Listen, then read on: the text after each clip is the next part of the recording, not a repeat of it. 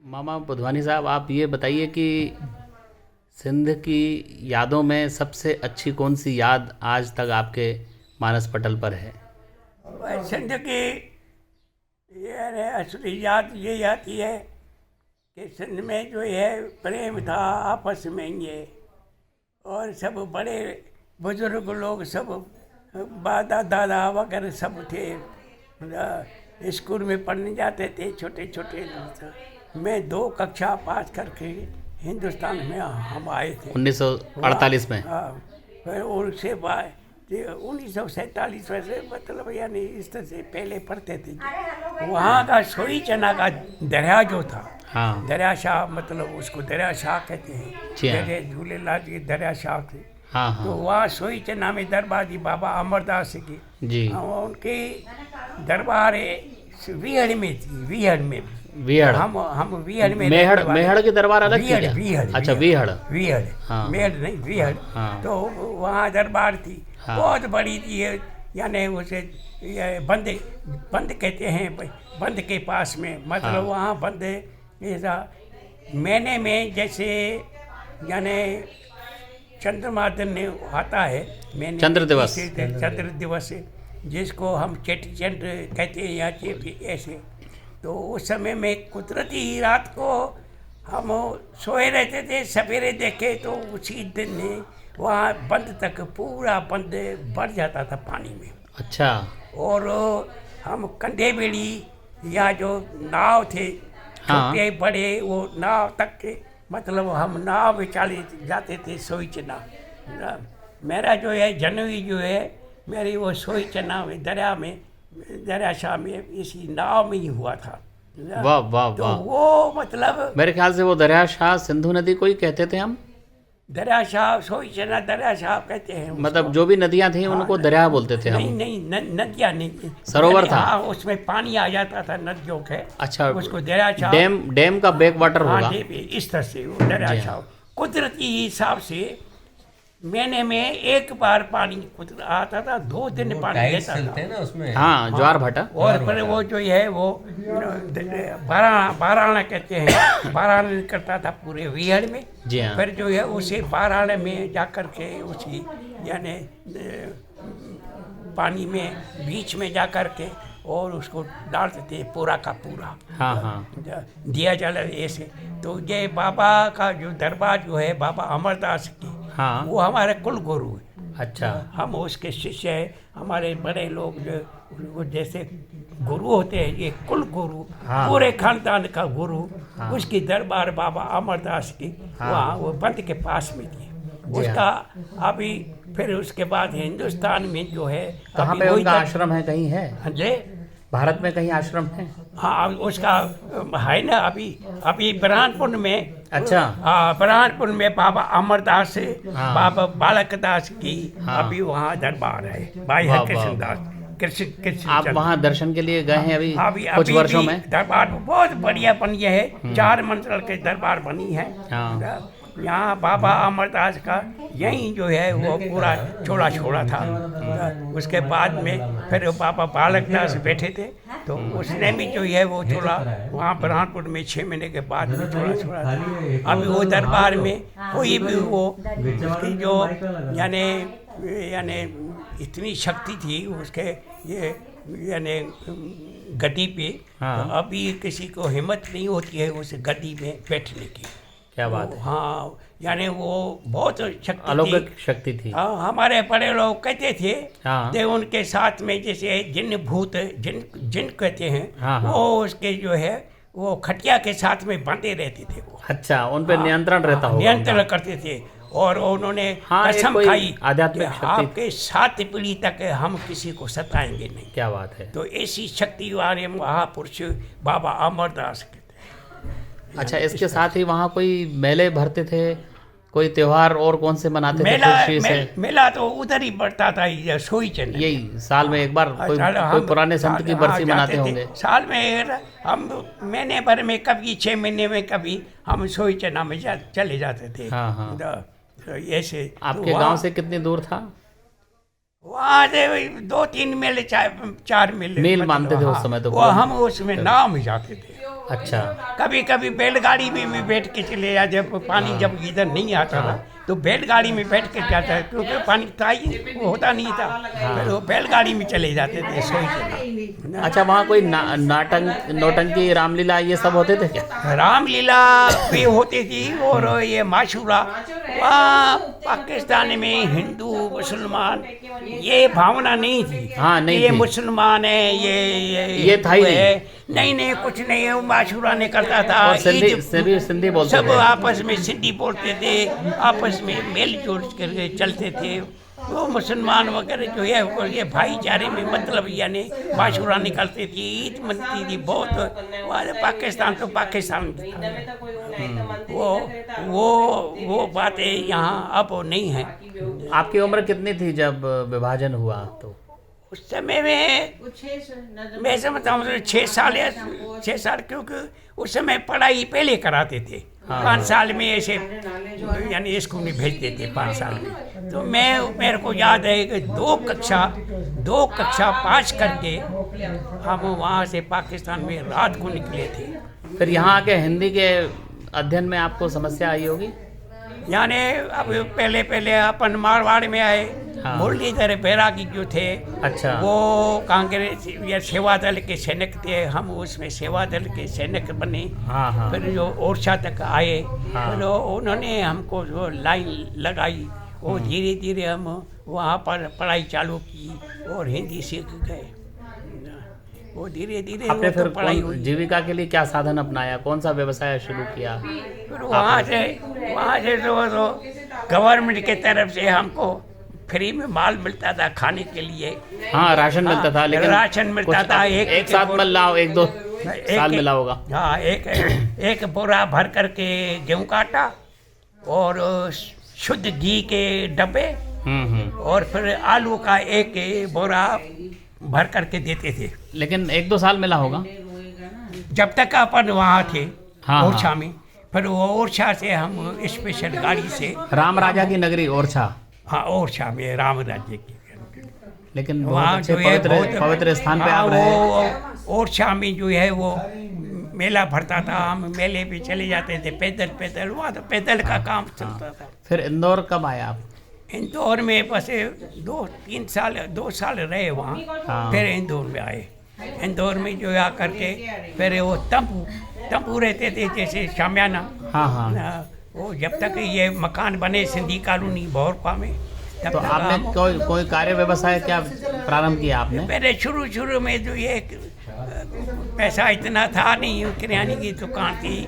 हमारे दादा जो है उसके साथ में मैं जाता था, और वो यानी बॉम्बे बाजार के वहाँ हाट लगती थी। अच्छा, वहाँ जाके कुछ सामान बेचना? हाँ, वो नहीं, वो आम चूसने वाला आम। अच्छा, हाँ, वो केरी। चूसने वाला आम टोकरी में लेकर के केरियाँ। फिर हम आकर के सिंधी कॉलोनी इधर उधर बेचते थे। छोटे आम। हाँ। हाँ, हमारे दादा ने बहुत मेहनत की बेचारे ने, उसके साथ में हम भी जो है। फिर आपकी यहाँ शिक्षा आगे हुई, पढ़ाई लिखाई? हाँ, बस पढ़ाई थी, हम पढ़ने जो जाते थे ना सिंधी, वो वहाँ से पहले 3री कक्षा चालू की, फिर 3री, वो 4th 5वीं सब सिंधी कॉलेज में पढ़े। फिर 6वीं जो है वहाँ अंग्रेजी लोधीपुरा नंबर 2 में रहे वहाँ। जी हाँ, पहले जो है वहाँ फिर मैट्रिक पास किया। मैट्रिक के बाद में फिर प्राइवेट में इंटर पास किया। इंटर के बाद में जो है इस बीच में हम नौकरी की गवर्नमेंट की। अच्छा, कौन से डिपार्टमेंट में? ये सहकारिता विभाग। सहकारिता में आपने सेवाएं बस दी। उसके बाद में अब वहीं आपके रिटायरमेंट को भी करीब 20-22 साल हो गए होंगे? 1979 में जो है रिटायरमेंट हुआ। अच्छा, 79। हाँ, इस तरह से वो काफ़ी अच्छा रहा सेवा काल। और आप ये हम जो है परिवार के 5-6 घर जो है भाई जो है हम साथ में रहते थे।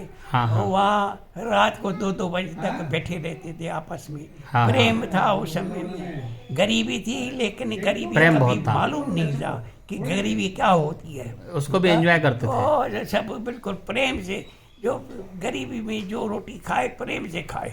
हाँ। यानी सब जो हमारे बड़े लोग, जो बुजुर्ग लोग, उनका अभी तक के हमारे नस नस में वो खून आए। जब तक मैं जिंदा हूँ वो तब तक मैं वो बड़ों की आपने बच्चों को भी उच्च शिक्षा दिलवाई होगी? हमने तो उनको भी कहा कि भाई ऐसे चलो जैसे हमारे बुजुर्ग लोग चले, उसके हिसाब से। और मैं जब तक जिंदा हूँ तब तक वही चलेगा। आपके परिवार में खेलों में किसी की रुचि रही, हॉकी या क्रिकेट? नहीं, किसी में रुचि जैसे नहीं। पहलाज जी हॉकी नहीं, खेलते हैं। नहीं, सही बात ये है। लेकिन अपनी जीविका में ही इतना समय लग जाता था बस कि जीविका में हम और कहीं अच्छे ध्यान रहे नहीं जाता था। और बड़ों के शरण में रहे, बस प्रेम से, बस बड़ों के साथ में जो वक्त निकला जब तक वो बड़े थे तब मज़ा था। फिर आप मिस क्या करते हैं जो सिंध में था और यहाँ नहीं है? जैसे आपने बताया प्रेम बहुत था आपस में। सिंध में जो प्रेम था और यहाँ प्रेम हम नहीं है। जब तक वो बुजुर्ग लोग जो पुराने जो थे वो जब तक तब तक तो प्रेम था। और वो चले गए, उसके बाद में सब यानी प्रेम वगैरह जो है सिंध में जो है, हाँ। सिंध की नगरी जो है वो प्रेम की नगरी थी। हाँ, और संतों की और उसका नगरी। अन्न भी अच्छा, प्रेम से, गरीबी भी, सबको जमींदारी थी, हमारे बड़ों को हाँ, जमींदारी। तो कम साधन में भी ज़्यादा प्रसन्न थे। हाँ, वाह सर। अच्छा दादा, आप अपने जीवन में और ऐसा क्या चाहते हैं जो अपने यहाँ होना चाहिए? हम तो ये अपने कहते हैं समाज कि के भाई युवाओं के लिए क्या हम संदेश तो है? ये कहते हैं कि युवा सब जो है मेहनत करे, हाँ। अच्छी तरह से मुल्क की अपनी सेवा करे। और हमारे जो है पूरा भारतवर्ष, अब तो हमारा भारतवर्ष ही है। हाँ। समझा? तो ये और हम यहाँ मिक्स हो गए हैं। हम तो ये चाहते हैं कि पहले अपने देश का सोचें, समरसता से रहें। हाँ, बस सदा खुश रहे, पूरे सब जो पूरे जनता खुश रहे। और कभी अवसर मिला तो आप सिंध की धरती पे पांव रखना चाहेंगे? सिंधु की नगरी में तो हम जो कहते हैं, पर वो अब सपने में भी हम जो ये अब नहीं, जैसे अब करतार कॉरिडोर ये सब बने हैं, हाँ। तो लोग धार्मिक स्थानों पे जा रहे हैं। हाँ। और आपको कभी दादू लाड़काना देखने का मन हो वो तो फिर कभी अवसर मिलता है? अवसर मिलता है तो फिर अच्छा है। हाँ, यादें अपन ताजा चले करना जाएं चाहिए। अपनी ताज़ा जो है अपने, मेरी इच्छा अभी तक भी है कि मैं और ये संभव हो सकता है, असंभव नहीं है। वीड़ में जाऊं, अपने वो दरिया साहब देखूं, सोई चेना का दरिया देखूं, वीड़ में जाऊं, बस ऐसे अपना थोड़ा। क्योंकि अभी तक याद तो आती है कि हम कैसे स्कूल में जाते थे। वहाँ लवा कहते हैं, एक होता है ये झाड़ू। हाँ, हाँ। वो हम लवा तोड़ करके फिर स्कूल की झाड़ू लगाते थे। वाह वाह। ये इस तरह से ये जीवन वहाँ थी है। और अपन कहते हैं कि कोई ऐसा कोई कुदरत हो जाए मुकद्दर कि अपन ऐसा जो है खूबसूरत वो- संयोग बन जाए। संयोग बन जाए तो हम वीएन में जाएंगे। तो हमारे दादा बहुत चाहते थे कि एक बार अपन सिंध में चलें।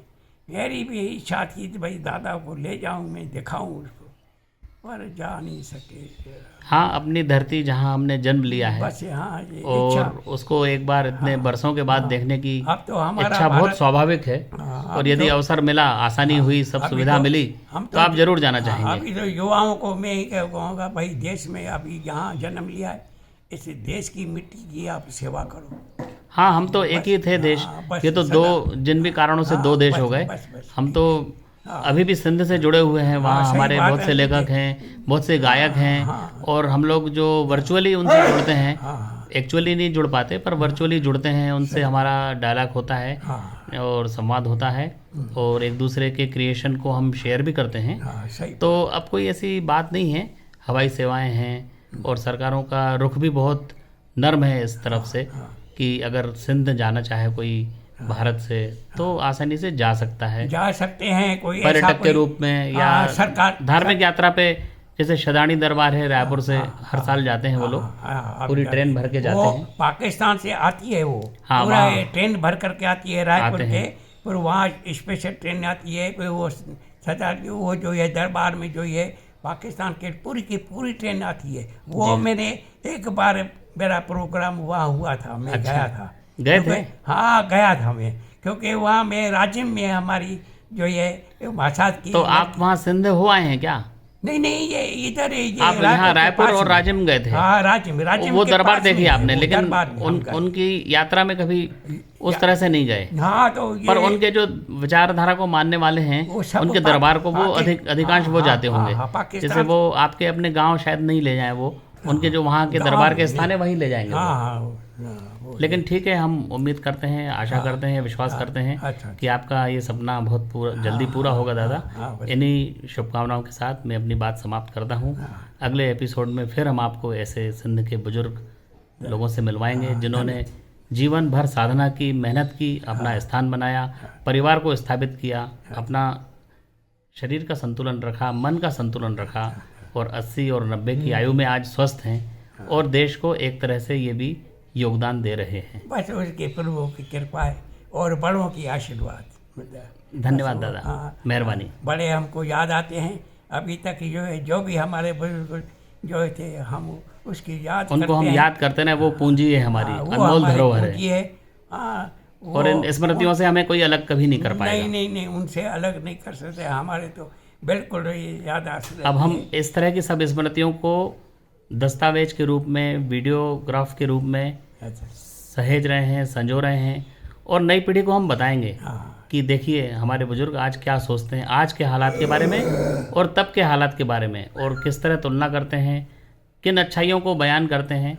ये सब हम नई जनरेशन तक पहुंचाने के उद्देश्य से यह सब साक्षात्कार ले रहे हैं। शीघ्र ही हम आपको अन्य बंधुओं से भी मिलवाएंगे। नमस्कार, जय हिंद।